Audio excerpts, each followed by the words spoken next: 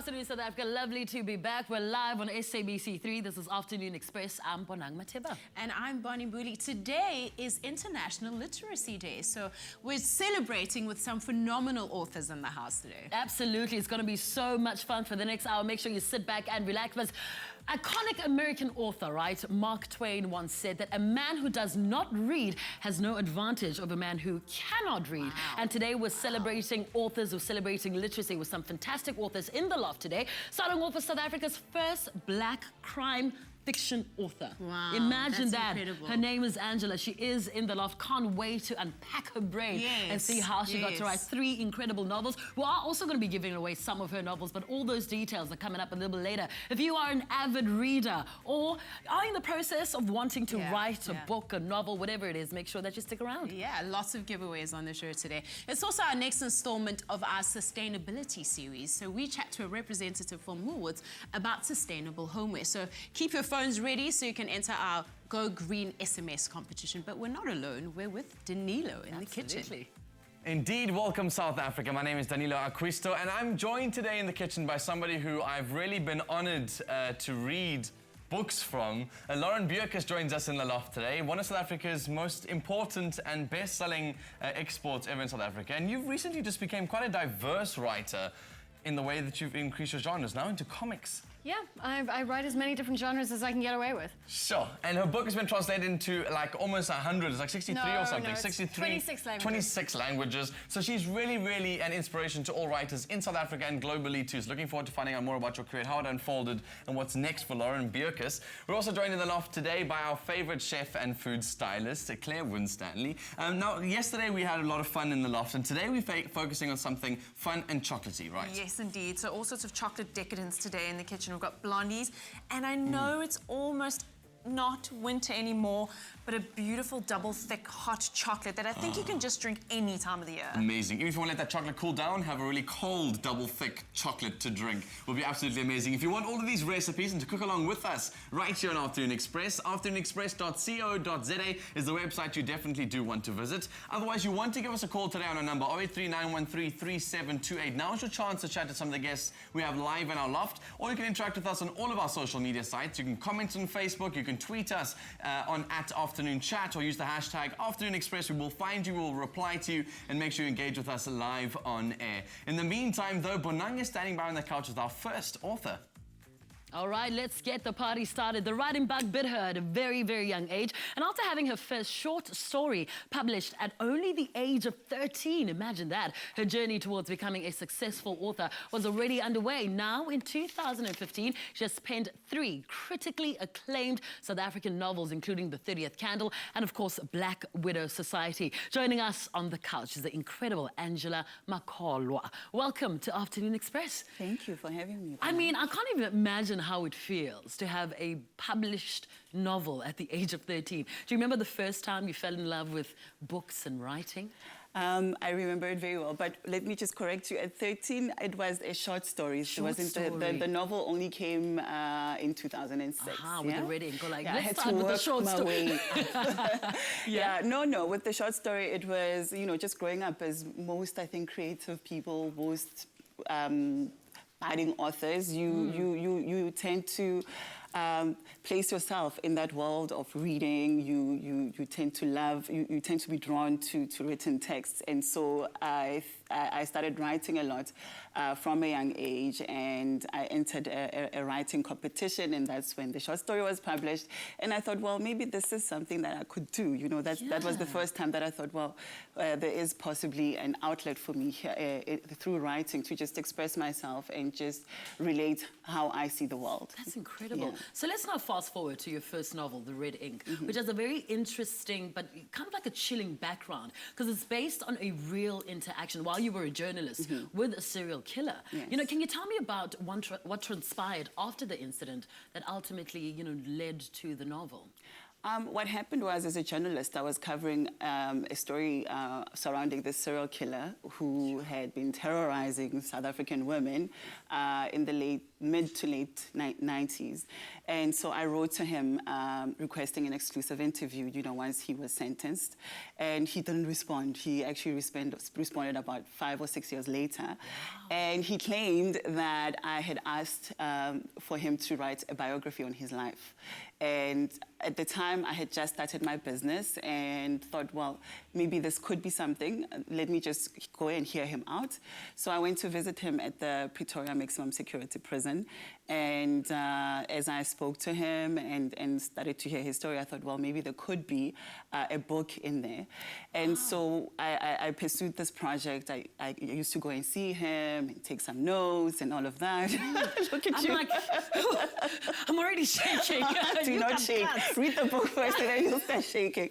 Yeah. So that went on for a few months, about 7 or 8 months. But I realized during that process that his intention was not really to tell the truth. His intention was to use the book to redeem himself, and I realized that there would be a lot of omissions. There were a lot of omissions already in his telling of his story. And so I decided it was not going to be as honest as what I had expected it to be. So that's when I abandoned, actually, that project. It was only a few years later when I met with a publisher and I just told him, I had actually started this book, but I had to stop because of the reasons that I've just stated. And he said, well, why don't you fictionalize it? Because it still sounds like quite an intriguing story. Yes. And that's how then Red Ink came to be. That's incredible. Yes. Very chilling. And talking about women, right? And then you wrote The Black Widow Society. Mm-hmm. What inspired that? And why particularly did you write about black women or black widows in that book? Well, the Black Widow spider is a spider that, it mates with its partner and then it kills him after mating. Yes. And so, so Black Widow is a tag that's assigned to women who kill their husbands for whatever reason. And again, during the late 2000s, there were lots of these cases of women who killed their husbands, and I just didn't understand it. I didn't understand why you would one day declare undying love to somebody and then kill them. And then kill them. What would drive you to actually do that? So then I started investigating that and reading up a lot about it. I followed some cases, some real-life cases around this issue. And I actually found that one of the prevailing factors that actually led to that is women in abusive relationships. Okay. Women who'd endure this relationship, they constantly violated, physically abused until they snap, And so I decided to take a different spin on it, to kind of delve into this issue of domestic violence. But this is quite a satirical novel. It's not heavy at all. Okay. There's a lot of satire, a lot of suspense, all the ingredients that you'd expect in a crime thriller, but the underlying theme is basically around this issue of women who find that they cannot escape these kind of relationships. Yeah. So these women form a secret society to assist women in these relationships to eliminate the language that they use is we eliminate these errant husbands. Yes, yes. But moving on to the other book, 30th Candle, is a complete deviation and from what is actually madam, in Red Ink. Must read this one. Is it about fashion and what is it about? Yeah, sexiness, champagne. Lane. So that one, this one is in your lane. What inspired them, the 30th Candle? Look, what happened was, I think with Red Ink, because it was based on a real life encounter. Yeah. And it was quite disturbing for me to write it because I had to, bring in all these elements of kind of the worst case scenario of what could have happened while I was pursuing the biography that I was writing on this real life serial killer. I had to take my imagination to, the darkest depths of what could have happened in my relationship with this serial killer. And so it was quite a disturbing book to write. And so when I was done with it, I thought, oh, I'm never going to write anything this dark. We need something light. I need to, we need to travel light now. So I was actually about maybe a year or two ahead of my, I think a year, just before, it was a year before I turned 30. And I had all these issues that, most people, some women who are about to kind of celebrate that milestone, am I in the right path? Should I be settled by now in terms of relationship? Where am I supposed to be in my career? All of those kind of questions. So the book kind of explores the friendship between 4 women who went to university together, and as they faced this milestone, like this big, birthday, so we navigate through their lives and how they deal with the various situations in their relationships and careers, business, and all of that. Wow. Yes. All right. Well, that's the 30th candle. I want to ask you to sign a couple of, copies for us, because there's one right next to you, because we're giving some away. But you aren't going anywhere, because a little bit later I want to ask you about if you are a budding or aspiring author, what are some of the steps, you can take. Angela isn't going anywhere. If you want to get your hands on some of her books, then now is your lucky chance. Until 4:15, all right? We're running a competition where you can win one of the 3 sets of 3 signed copies of her books, including Red Ink, The 30th Candle, and of course that Black Widow Society. All you have to do is SMS the keyword books and your name and city to 33728. Remember, you only have until 4:15 to enter, and do remember that SMSs will cost you R1.50, and T's and C's are available on our website, afternoonexpress.co.za. So much to do, so little time, celebrating World Literacy Day right here on SABC3. Don't move.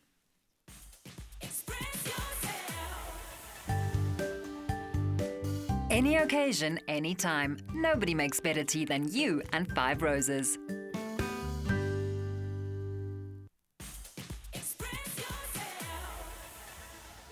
Welcome back to Afternoon Express South Africa. So in the kitchen, we're joined by Claire Winstanley. We're making a delicious double thick hot chocolate. Which I said you can also have cold, I suppose, if it's a summer's day and we're moving towards that summer season. But everybody likes a hot chocolate at any time of the season. I think it's a nice thing to have at the end of a day, sitting in bed, sipping a nice hot chocolate or watching TV. With a nice book, With right? a good book. World Literacy Day. Hey?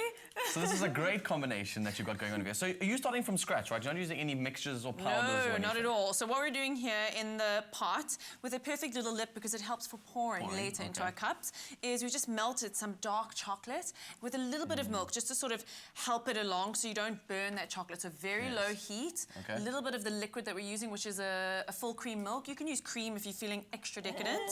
So we're just going to add a little bit more over here.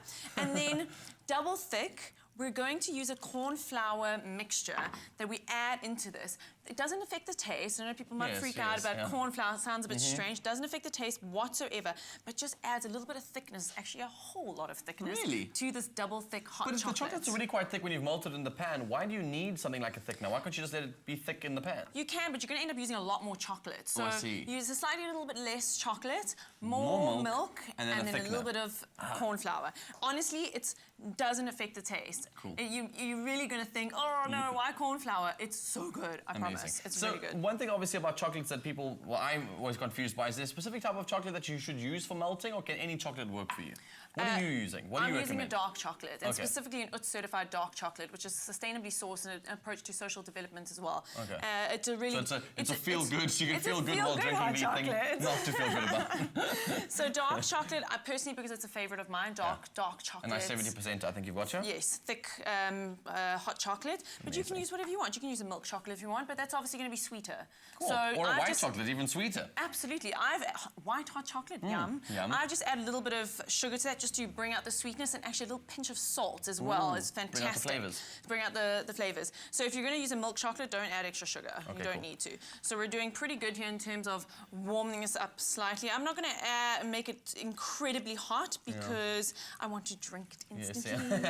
It's a funny conversation I had with my cousin once before. He likes to drink his teas and hot chocolates and stuff piping hot. I'm the type that wants to have it drinkable. I want to finish it and then drink it immediately because I'm already so excited by it. I just want to drink it right then and there. I don't have to wait for it. Completely. So we've just got a little bit of corn flour there, then a little bit of our milk we're going to add into this, and then you stir that. So you do this first of all, because if you pop this straight into the hot chocolate, it ends up clumpy and it's not so fantastic. So just melt that up into a really cool, dissolve it in there. A really cool game that you can play with your kids. I used to do this as a child. Is if you mix corn flour with water, like a lot of corn flour with water, and it turns into a science experiment. So basically, if you have a lot of water, a little bit of water in your corn flour, and you stir it very quickly, it basically becomes solid immediately, and then you let it go, and it sort of relaxes and becomes solid. It's almost like quicksand. It's like quicksand. So it's a really fun thing to do with your kids. If you guys ever want to do a science experiment at home or play around, get some corn flour, mix it with a bit of water, make a paste, and then ask them to vigorously stir it. You'll see it won't work. It just resists and becomes crumbly. That's kind of cruel. Yeah, I know. Yeah. It is kind of. So is that it, right? I'm just gonna, make hot chocolate for people. You Cool, can trick that's them. fine. I can trick them and make them play games. And then you've got some little marshies to decorate it with. What's hot chocolate without marshmallows on top? And then a blowtorch, you don't have to, but pop the marshmallows on top and then torch them so you get that toasted marshmallow, like sitting at a campfire sort of Yum, yum, taste. yum. How good is that? Incredible. So if you guys want this recipe, obviously it is always available on our website, afternoonexpress.co.za. I've had a whole bunch of people who've asked me if we can print out recipes because, like, I don't know how to go to the website. But I promise you, get your cousin or your auntie, your uncle or somebody to go into the website, print them out for you and keep them close at hand because these recipes are incredible. Especially something like this, which you can just, if you forget the number of ingredients or the amount you meant to put in, it's so simple. Afternoonexpress.co.za is where you can find these. We're going to continue to warm that up, pour it into our glasses. In the meantime, you guys can enjoy an incredible interview with one of the ladies who's taking over the world when it comes to her her writing. Lauren Berkus is on the couch.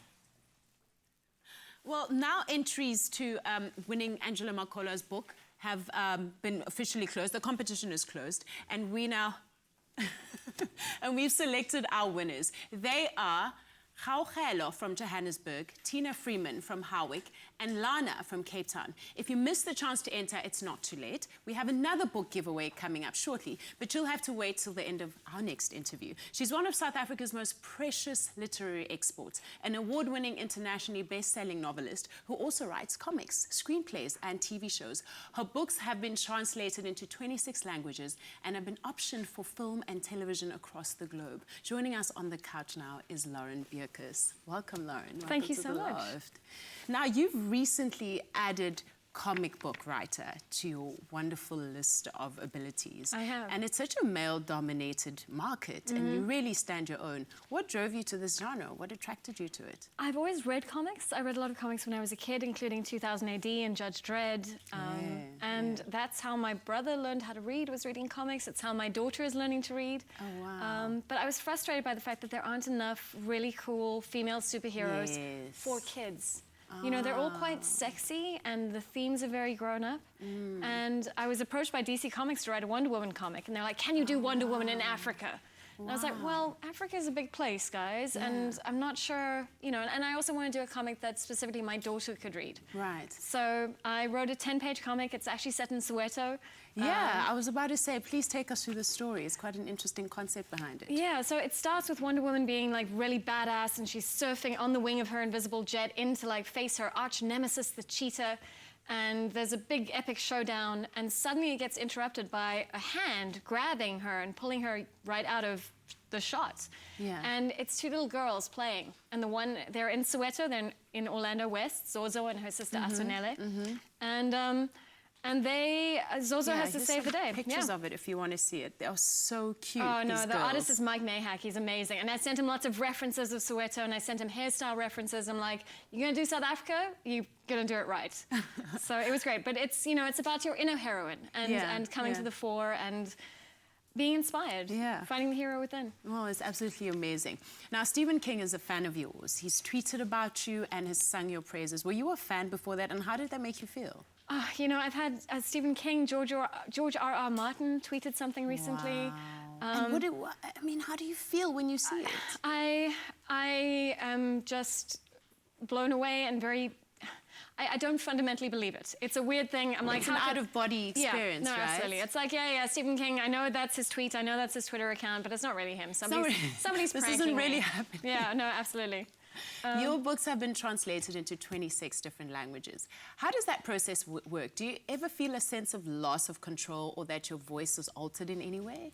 Well, I don't know because I don't read Polish or Russian or, Mandarin. You'll never really know, No. and I guess it's okay not to know.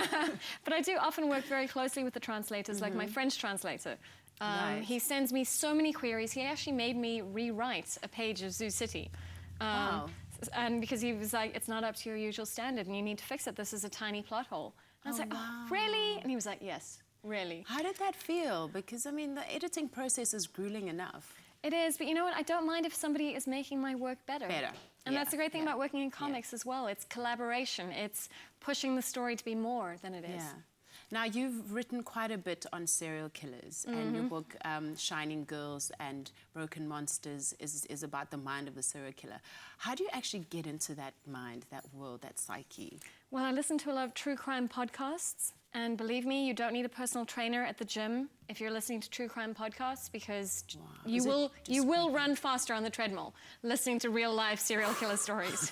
But I specifically wanted to subvert the genre. You know, I think serial killers in popular culture are depicted as these kind of monstrous, very fascinating, strange and interesting and diabolical creatures. And they're not. Serial killers are human. They're impotent, they're boring, they're pathetic. You know, they do this because violence is the only way they have of expressing themselves.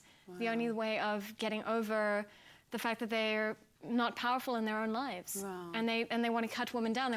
They see the confidence that women have, and they want to cut that down and take it away from them. So both books are much more about the woman. The Shiny Girls is much more about the victims, and I wanted to look at how violence changes us and what it does to us, and violence against women, and also how women's rights have changed. With Broken Monsters, it's about creativity and art. It's about being thwarted. It's about fragile masculinity and how that can be damaged and how that affects people. Yeah, wow, that's absolutely amazing. Now, are you of the believer of the notion that you have to write about what you know? Susatinability is about the gritty Joburg where you grew up, and Shining Girls set in the USA where you've lived. And tell me about that concept of writing about what you know. Well, I think you have to research. You know, I was a journalist for a very long time, and if you don't know something, go out and find out about it. You know, but I mean, we write serial killers, we write all kinds of different things. Your whole role as a writer is to imagine. But you can only do that authentically if you've done a lot of research and you really have a real understanding of something.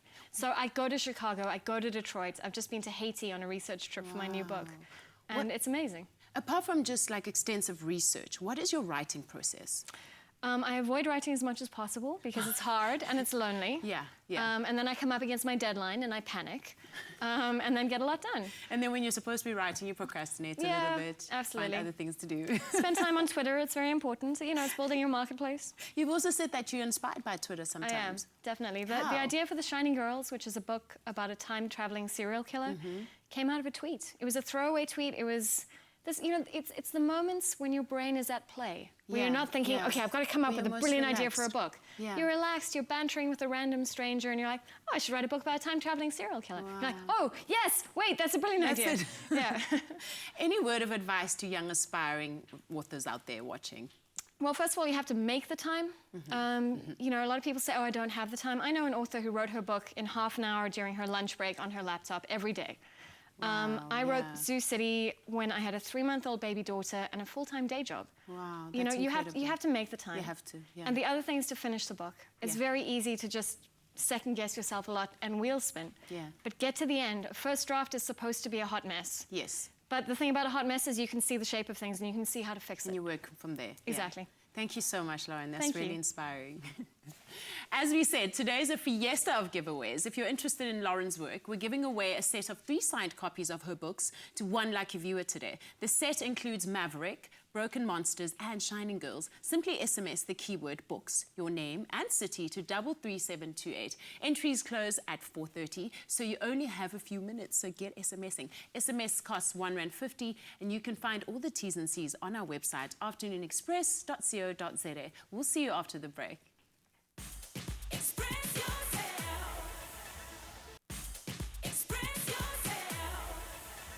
Welcome back. This is Afternoon Express. We're live right here on SABC3. Now, there are selfies, okay? And thanks to Kim Kardashian, they're even selfies. But here on Afternoon Express, we're all about the footsies. And that, South Africa, is a picture of your feet looking amazing and ready for their close-up. We have an incredible island holiday that we're giving away for the best footsie on Twitter. But to help you get your feet ready for summer, here's your footsie tip of the day.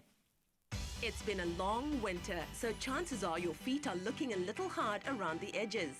Areas of thick, hard skin are easy to spot. They're a bit darker in color than the rest of the sole of your foot, and they may have crossed lines on the surface.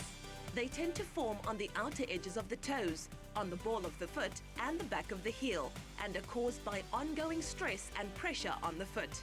So if you've been running around in heels and boots all season, you may have built up some hard skin in the process. The easiest way to prevent hard skin and rough edges is by regularly removing the thicker layer of skin with a foot file. For beautifully soft feet, you can use the Shoal Velvet Smooth electronic foot file at home. The electrical device's micro rollers gently remove areas of hard skin without any discomfort. So you'll get perfect pedicure results without even having to go to the salon. Shoal Velvet Smooth electronic foot file. Perfectly smooth skin after one use. Well, there you go. Now you know the secret to velvet smooth feet. Don't miss your chance to walk on white sandy beaches on a 7-night vacation for 2 to the Reunion Island. All you need to do to enter, very simple. First, make sure your feet are ready for their moment in the spotlight with the Shoal Velvet Smooth electronic foot spa. Then snap a selfie of your feet looking extra velvety smooth and enter via Twitter or Facebook using our hashtags Footsie and Afternoon Express. Winning that island holiday of your dreams couldn't be easier. T's and C's apply, so please visit our website right now. That's afternoonexpress.co.za. Let's cross over to the kitchen with Danilo. From wild nature to clear blue lagoons, Reunion Island offers the traveler a unique adventure, exploring a diversity of landscapes and cultures in one exceptional environment. Classified as a World Heritage Site, Reunion Island's stunning landscape allows you to travel from a volcanic desert into a tropical forest all in one day. Enjoying the harmony of the island, you can experience a variety of cultures and tastes, from Asian cuisine to Creole markets. Reunion is paradise found. What an amazing competition. Make sure you guys enter. Now it's the next installment of our Go Green Sustainability series. And before we get started, it's time to announce the winner of last week's SMS competition. Congratulations to Avril Derrick from Johannesburg. You won yourself that 1,000 Rand Woolies gift card simply by entering our competition. How easy was that?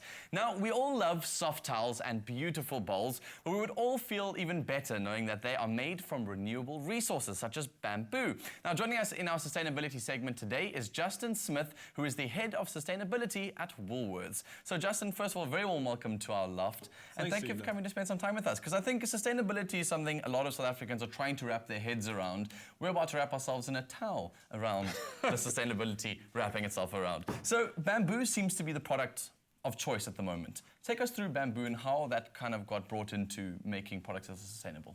Sure. I think bamboo's got a lot of really good attributes. It's really fast growing. It's got an incredible yield. Doesn't really need pesticides or chemicals, so it's got really good environmental benefits from that perspective. Yeah. And then also, very importantly, you don't need to irrigate it. It just grows with very little water. And with water being such a big global concern, bamboo's a really good alternative in terms of providing kind of fibre and materials for us to use. Yeah. Where do we find bamboo growing in the world? Where do we get our bamboo from? A lot of it comes from the east, obviously. And no, we're not competing with the beautiful panda bears for bamboo. It's a slightly different kind of fibre that we're using. They grow for this kind of thing. Absolutely. Okay. And I think there are investigations at the moment around potential for bamboo in South Africa as a crop as well. Amazing. So what we've got in front of us today is 2 different versions of the product. You've got something very hard, durable and light, and then you've got something very soft and fluffy, which is very different in terms of the way that it's made. How do we go about getting these things made out of bamboo? So these bowls, for instance, are obviously a lot more obvious in terms of bamboo that we would think about. And they're really a good alternative to using kind of hardwoods, which would be from kind of rainforests. Yes. So it's really you as a customer choosing something like this rather than being a contributor to deforestation. Yes, I'm sure. On the other side, we blend bamboo with cotton to make these towels, and it's really a process that we don't use chemicals in, so it's still an environmentally friendly choice. And as you say, very different experiences, but both are very durable. Yeah. And a really sustainable choice in terms of the longevity, hopefully, of the product as well. Sure. So a lot of South Africans might be thinking, you know, when I want to go the sustainable route or go green route, it's going to cost me a lot of money. It's going to be very, very expensive for me to go and do that. A lot of the time we've kept on saying that it's an investment in the future, and so you're going forward. Is bamboo a relatively cheap product compared to something like your other products that we're using to make things like bowls and towels? I think since bamboo's been grown on such a big scale, the pricing's starting to change quite a lot.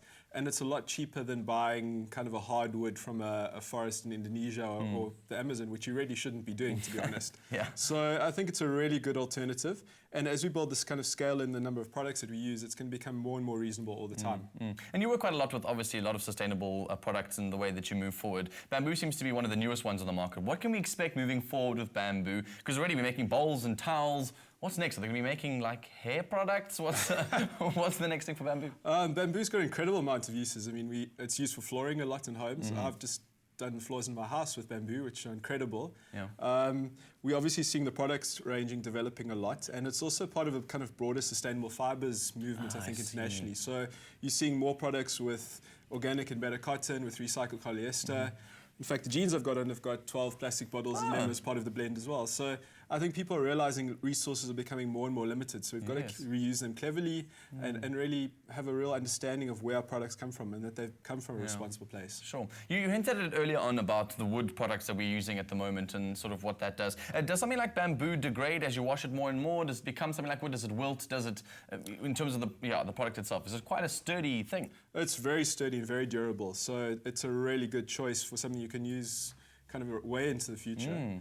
Towels also, yeah, absolutely. The towels are also very durable, and they've got a couple of other really nice benefits in that they're antimicrobial and antifungal. So hopefully your bathroom won't smell like a bad gym locker at the end of the day as well. Which we're hoping for. Now, just while we've got you here, any pearls of wisdom for people out there who are trying to become more sustainable and trying to become, greener and make their homes a lot greener? From the man himself who immerses his daily life in it, what is your word of advice on where to begin? I think it can be a little overwhelming if you think about all the kind of issues we face around the world. So just ask simple questions. Where does your product come from? How is it made? Have a look at the information on product packaging and kind of materials around products as well. And just start trying to make more informed choices. I think that'll be an incredible kind of movement from a customer perspective. Sure, I can imagine. Justin, thank you so much for joining us in the loft today. I'm sure if anyone out there in South Africa wants to find out more information, go and visit our website, afternoonexpress.co.za. We're trying to make it simple and easy for you, but we're also trying to make it fun. So that means it's time for our Go Green SMS competition. Today we want to know this question. What home products can be made from bamboo? Is it A, towels, B, coffee machines, or C, washing machines? SMS the keyword Go Green, your name and city, and answer A, B, or C to 33728, and you can stand a chance to win 1,000 Rand worth of a Woolies gift card, and you'll also be entered into our draw for the ultimate grand prize. And that's all going to be happening right here on Afternoon Express. Right now, though, we're going to go check out what Bonang is busy making in the kitchen. The Afternoon Express team is going green. Join us every Tuesday at 4 p.m. until September as we bring you the most innovative trends in sustainable fashion, food, decor and design, as well as handy tips to help you reduce your carbon footprint. Answer our Go Green question every Tuesday and stand a chance to win 1,000 Rand Woolies gift card every week.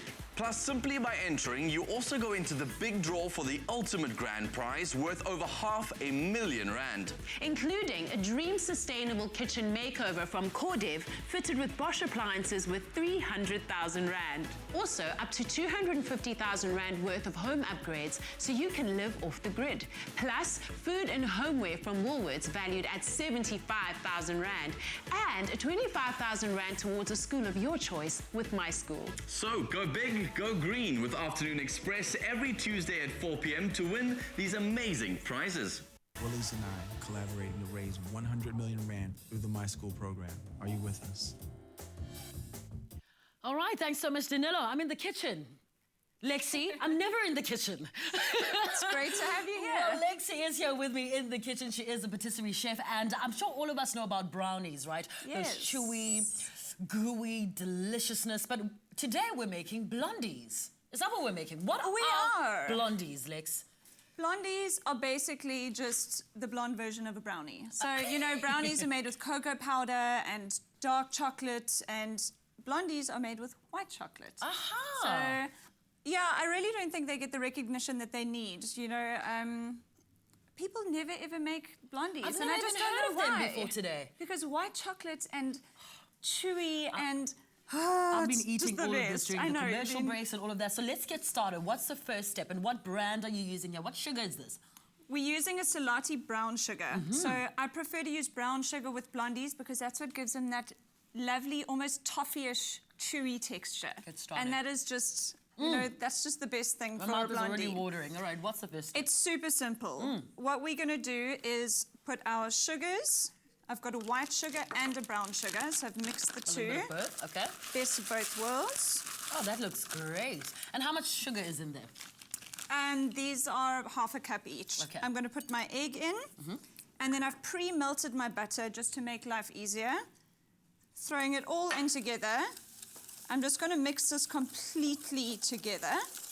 So if you've got a beater, you can just chuck it in the beater while you get your other ingredients prepared. Yeah, while I eat the chocolate. While you eat the chocolate. Keep going, that's fine. It's too delicious. So you can see here that the sugar, the egg, and the melted butter is really nicely incorporated. Once you've got that all together, really simple, get a whisk. You obviously don't need me to help you, Lex. No. This is great. A sieve, all your dry ingredients. We've just got flour, some baking powder. Okay. Sieve it in right over there. Brownies are so easy to make, right? But blondies are too, and that's the pleasure. You know, you can... Let me take that for you. Just before your guests arrive, put everything in the bowl, mix it together, chuck it in the oven while you're eating, and the whole way through dinner you'll have this amazing smell wafting through. And by the time dinner's ready, so will your blondies be. That's incredible. So when does the chocolate go in? After you've mixed all of that in there? Do you need me to help you? Can I do something? I feel so useless. Come, let me do something. What must I do? You are going to put in my vanilla essence, and then you're going to put my chocolate in. All right. All of it? All of it. There we go. And all of the chocolate? Put it all in. Well, actually, you can leave a little bit that we can throw over the top. Okay. So is that enough? Yes. Stunning. And it doesn't just have to be white chocolate, whatever treats you've got in the cupboard. So anything from sprinkles to maybe some little crunchy bits, anything really goes. And then the chocolate is going to melt, because we're popping this into the oven, right? Yes. You'll see the white chocolate will caramelize a little bit on the top, but I think it gives it like a really lovely flavor. So I'm pushing this into the tin. All I want to do is eat. If you are doing it for like a child's party, you can also fold in some hundreds and thousands. Yes, and then it gives it that lovely like birthday cake sort of appearance. So I've just mushed that into a pan. Yeah. If you'll please put our decorations on top, some extra white chocolate, because there's never enough. Never enough, and a little... And it's that simple. Some for me. All right, and how long does this go into the oven for? It bakes for about 20 minutes. My thing is put it in the oven. When you get that lovely smell, that's when you know that it's ready. All right. So chuck a little fork or a knife in. If it comes out, you want it to come out wet, because that means that when they cool down, you're going to have that lovely chewy... Oh, I love that. Yeah. All right, so the oven is right there. Let's pop that into the oven next. While you do that, I'm going to give you details about where you can find the recipe and, of course, all the ingredients. AfternoonExpress.co.za. Don't go anywhere. After this, we're going to eat. We have more competitions. It's amazing. So fun. SABC3, don't move. Blended with treacle syrup, Salati Demerara makes delicious honeycomb, cookies, crumbles, brine marinades and sweet potatoes. Salati, always good, always sweet. Welcome back. You're on Afternoon Express right here on SABC3. Entries have officially closed for the Lauren Beukes giveaway, and we have selected our winner. The winner of those 3 novels is Anna Ehlers from Johannesburg. Congratulations. But now, legendary Belgian songstress Dana Winner is on tour in South Africa. Very exciting stuff. And we are giving away a VIP experience to 2 lucky Afternoon Express viewers. The prize includes a set of double tickets to the Cape Town or Johannesburg show, a signed album copy, and a meet and greet. Have you ever? All you have to do is SMS the keyword music, your name and city to 33778. SMSs cost you R1.50, and as you know, all our T's and C's can be found on our website. We're still chatting my favorite topic in the loft today, books. And today we are joined by Marita Glynn Weisenberg, founder and executive director of the Shine Literacy Program. Marita spent 25 years of her life teaching at primary school and felt the need to address the issue that learners were having with learning and reading, and so initiated a great literacy program that has impacted more than 1,000 lives. Wow. Wow. Incredible. That is incredible. Welcome, Marita. Thank you for having me. Awesome. What is Shine and what is your role? So Shine is many things. One of the things we do is we have 700 volunteers that we've trained, and we partner them with anybody in grade 1 or 2, grade 2 and 3, who have already started to show signs that they're struggling with reading and writing. Right. And we are in over 33 schools in Western Cape and Eastern Cape and KZN. I think my question to you, after you taught in London and all of that, what inspired you to start this NGO? I had a very, very special woman in my life whose grandson was really struggling. He was about 11 years old. He'd failed twice, and I said, let's find a really good school. He was struggling in the school he was at, and I was a remedial teacher, and I convinced the secretary to take him. He couldn't speak much English, and I said, I'll help with English, do what I can. And suddenly I was landed with about 12 children, and I saw them 4 hours a week. And what I realized was that they were so keen. Their parents were keen. Everybody thought that the school had all the answers. But actually the literacy rate of that school was under 50%. Right. And so after 2 years of working with this group of children, I realized that grade 4 was too little and too late, and you needed to do something much earlier on if you wanted to make a difference and get children reading, because it's hard to unpack what's really happening at that stage. It sounds like the children reading and reading problems are quite prevalent. But of the children who are fortunate enough to go to school, shouldn't the school teach them how to read? And I'm sure a lot of parents are wanting to understand how much extra attention do they have to pay to teaching their kids how to read better or assisting them in the process. I think the first thing is that often children haven't actually experienced books until they get to school.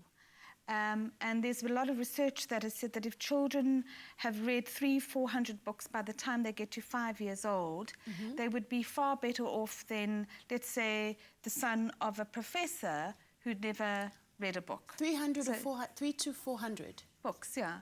And I mean, if you just read a story to a book every day, one story takes 5 minutes, 6 minutes.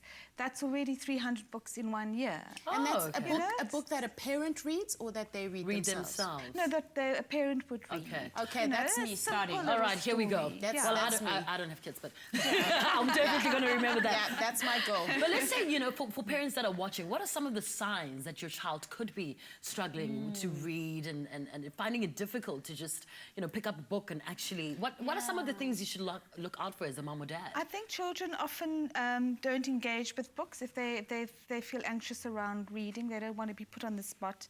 And so I used to think that children in schools very quickly become known as the naughty one rather than the stupid one. So they they show up with different behaviour, and that's kind of one of the signs. And ladies, did you grow up around books? I mean, were books always a favourite of yours? Yeah, my dad was a school teacher. He was an English school teacher, actually. So the house was full of books. But what he also did, which I really think had an impact on my love for reading, is when we were about 5 years old, 6 years old, he took us all, my brothers and I, to the local library. There was a nice little local library in Tembisa. I grew up in Tembisa. And he took us there, signed us up, and just all of us just kept on going back. And I'm sure we've got 200 or 300 on time. That's incredible. And Lauren, for you? For me, stories have always been part of my life, and I think it's so important. It's how we understand the world. It opens doors into other lives, into other experiences. Storytelling is one of the most basic and fundamental things we do as human beings, and we need to introduce kids to it as soon as possible, and to enjoy telling stories. And I read a lot to my daughter, but she also loves audiobooks, and I think that's maybe something that parents who don't have time can do, is record it on your cell phone, or get granny or grandpa to do it. Yeah, and what I also do, my kids are 3 and 4, I encourage them to actually tell me a story, like create a story up. And they're becoming so good at it, and the stories are hilarious. It's just, and you can also do interactive stories. You can give them a scenario, like you're like, okay, well, the pirate queen is being attacked by the vicious killer mermaids. What would you do? What should you do? That's fun. But, I'm sitting with 3 authors here. I mean, we all know Bonnie is a published author as well. And it's always interesting for me to ask authors a book that changed their lives. Lauren, let me start with you. It's one thing to pen a book, but have you read a book that has completely just, made a difference in your space and your mind? Oh, I don't know. I think one of my favourite books as a kid was Roald Dahl's The Witches. And it was such a lovely, twisty story, but what I love about his books is that there's a real social righteousness. The bad guys get their comeuppance, the good guys persevere, and it is a fairy tale. The real world isn't as easy as that. Okay. But you should fight. You should fight for the good side. And then Angela, I want you to pause there because I need to go to a commercial break. And I want you to think about a book that has completely changed your life. And your Marita. Bonnie already knows because she bought it today. I didn't get that memo. But don't go anywhere after the break. We're back on the couch with our guests celebrating International Literacy Day. So don't move.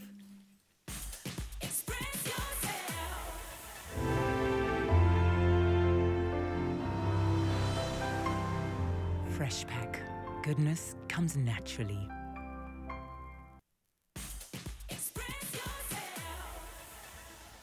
Welcome back to Afternoon Express on SABC3. We're talking books because it's International Literacy Day. And before the break, we asked you to pause because we asked you which books had completely changed your life or books that really stood out for you.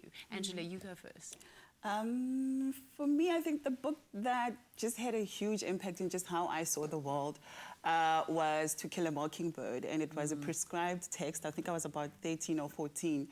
And I think the reason that it had such an impact on me is because it, obviously I grew up during the apartheid days, but at home, we didn't talk about what's actually happening in the country in terms of race relations and things like that. So I couldn't have that conversation, and that book allowed me to kind of contextualize, the issues of injustice and oppression and things like that, and start being able to kind of just interrogate what is really happening in my country. Marita, for you?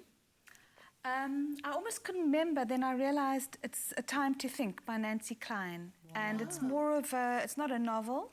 She just has an amazing way of explaining that the quality of your attention determines your thinking, and she talks about that. And so that's what we do in our work and in our office.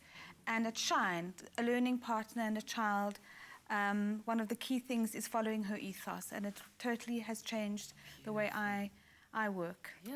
One Brazil, I'm not going to leave you. During the break, I sneaked out and I got my favorite book, a book that completely changed my life, The Alchemist. And another book that changed my life is a book I wrote, because writing a book does completely transform your life. But when I was a child, the book I absolutely loved was The World According to Garth. Did you guys read it? I loved that book as well. Yeah, I really did. I really did. There were a few. The Secret is a book that really kind of changed my... And I read it in my first year of varsity back in 2006, and it just changed my perspective and how I viewed energies in the universe and how God works. You were in standard 6 when you read it? No, in 2006, first year of varsity. Yeah, matriculated 2005. Wow. And I just, no. All right. Girl, I was going to tell you. Let's bring Daniela in, because unfortunately it's that time of the day. We have to love and leave you. Yes, some Blondie moment. That was a Blondie moment. I always give the blonde moments. That's what I'm here for. There you go. There's some treats for you. Thank you very much to our lovely authors for coming through and for sharing your incredible stories. Marita, you are doing an amazing job with your NGO. Thank you very, very much for coming. And we'd also like to mention that it's the Open Book Festival this weekend, happening at the Athol Fugard. And you have a few activations there, Lauren? You have to wait. Don't worry. You don't have to. Don't worry. We'll put it on the website. These are amazing, by the way. Enjoy. I'm doing lots of different events. It's openbookfestival.coza.